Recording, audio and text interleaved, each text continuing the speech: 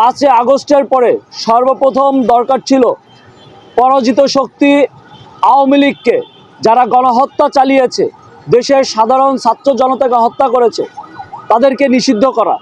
এই নিষিদ্ধ না করার কারণে আমরা গত 3 দিন আগে দেখলাম আওয়ামী লীগের একজন মন্ত্রী শাহজাহান খান, যাকে আপনারা বলতে পারেন বর্তমান নব্য কসাই, এই গুজরাটের কসাই মোদির মতো বাংলাদেশের নব্য কসাই শাহজাহান খান কোর্টের থেকে দাঁড়িয়ে জনগণের উদ্দেশ্যে দোয়া চাচ্ছে যে আগামী নির্বাচনে তারা দাঁড়াবে আওয়ামী লীগ এবং জনগণের কাছে সে ভোট চাওয়ার জন্য দোয়া চাচ্ছে।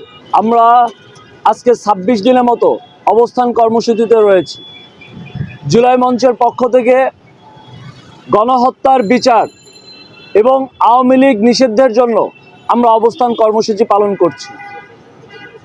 আমরা এই 7 মাসে, গত 7 মাসে আমরা দেখতে পাচ্ছি বিচারহীনতার একটি সংস্কৃতি তৈরি হয়েছে বাংলাদেশে। যেই 5 আগস্টের পরে সর্বপ্রথম দরকার ছিল পরাজিত শক্তি আওয়ামী লীগকে, যারা গণহত্যা চালিয়েছে, দেশের সাধারণ ছাত্র জনতাকে হত্যা করেছে, তাদেরকে নিষিদ্ধ করা।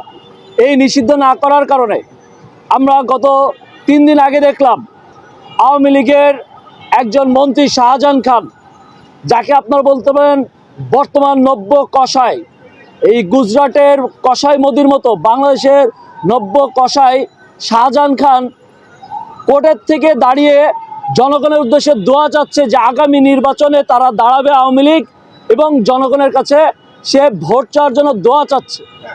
এর থেকে স্পষ্ট কি হয়, তারা এই গণহত্যা চালিয়ে তাদের কোনো ধরনের অনুশোচনা নাই। এই আওয়ামী লীগ দলগতভাবে তারা যে বাংলাদেশের জনগণকে গণহত্যা চালিয়ে হত্যাযজ্ঞ চালিয়েছে, তাদের কোনো ধরনের অনুশোচনা নেই। তারা এখনো পর্যন্ত তারা অস্বীকার করে না যে তারা একটা অন্যায় কাজ করেছে জনগণের সাথে। তারা উল্টা এখন নির্বাচনের জন্য জনগণের কাছে নাকি দোয়া চাচ্ছে।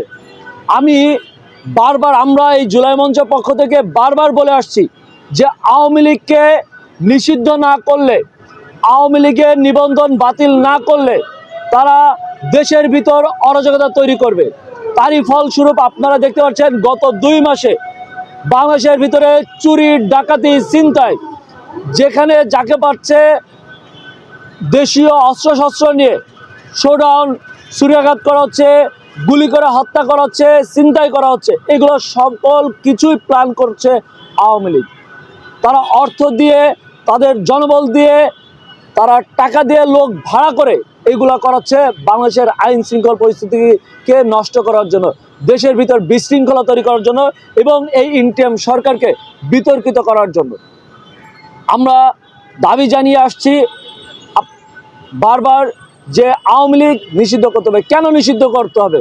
আপনারা দেখুন, একটি দল শুধুমাত্র 24-এ নয়, তারা ক্ষমতায় এসে 2009 সালে সর্বপ্রথম বাংলাদেশের চৌকস আর্মি অফিসারদেরকে হত্যা করছে।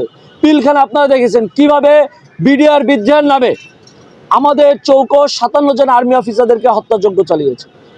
দ্বিতীয়ত, তারা যখনই আমাদের দেশের আলেম সমাজরা এই আওয়ামী লীগের রাজনীতি, ধর্ম নিয়ে সাম্প্রদায়িক রাজনীতি, সাম্প্রদায়িকতার নামে যেই ধর্মভিত্তিক রাজনীতির তারা শুরু করেছিল, ধর্ম ব্যবসার রাজনীতি করেছিল, হিন্দু আমাদের সনাতনী ভাইদেরকে নিয়ে, সেই হামলাগুলো আপনারা দেখুন প্রতিবারই আওয়ামী লীগের নামই উঠে আসছে, আওয়ামী লীগের নেতা কর্মীদের নামই উঠে আসছে, যে প্রতিবার যে কোনো সাম্প্রদায়িক হামলার উস্কানিতে এবং সকল হামলার মধ্যে আওয়ামী লীগের নেতাকর্মীরা, স্থানীয় নেতাকর্মীরা জড়িত, তাদের একটারও বিচার করেনি। এই সকল বিষয় নিয়ে যখন আমাদের আলেম সমাজরা কথা বলতেছে, তখন তাদেরকে হত্যাযজ্ঞ চালিয়েছে আপনারা শাপলা চত্বরে।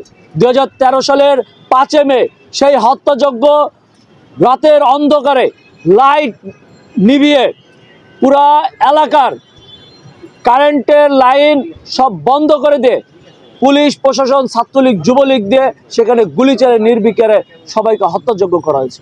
2024 সালে আমাদের ছাত্র ভাই বন্ধুরা কিসের দাবি নামছিলাম? আমরা বলছিলে বাংলাদেশের এই 54 বছরে কোনো কোটা থাকবে না।